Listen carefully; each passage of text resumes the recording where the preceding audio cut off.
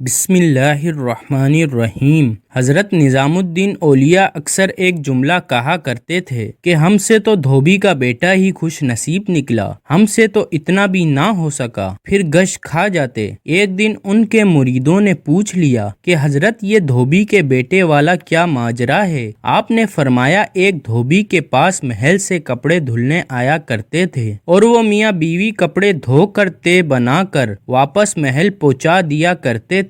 ان کا ایک بیٹا بھی تھا جو جوان ہوا تو کپڑے دھونے میں والدین کا ہاتھ بٹانے لگا۔ کپڑوں میں شہزادی کے کپڑے بھی تھے جن کو دھوتے دھوتے وہ شہزادی کے نادیدہ عشق میں مبتلا ہو گیا۔ محبت کے اس جذبے کے جاگ جانے کے بعد اس کے اعتراف تبدیل ہو گئے۔ وہ شہزادی کے کپڑے الگ کرتا، انہیں خوب اچھی طرح دھوتا اور اس کے بعد ایک خاص نرالے انداز میں طے کر کے رکھتا۔ سلسلہ چلتا رہا، آخر والدہ نے اس تبدیلی کو نوٹ کیا اور دھوبی کے کان میں خسر پسر کی کہ یہ تو لگتا ہے سارے خاندان کو مروائے گا، یہ تو شہزادی کے عشق میں مبتلا ہو گیا ہے۔ والد نے بیٹے کے کپڑے دھونے پر پابندی لگا دی۔ ادھر جب تک لڑکا محبت کے زیر اثر محبوب کی کوئی خدمت بجلاتا تھا، محبت کا بخار نکلتا رہتا تھا، مگر جب وہ اس خدمت سے ہٹایا گیا تو لڑکا بیمار پڑ گیا اور چند دن کے بعد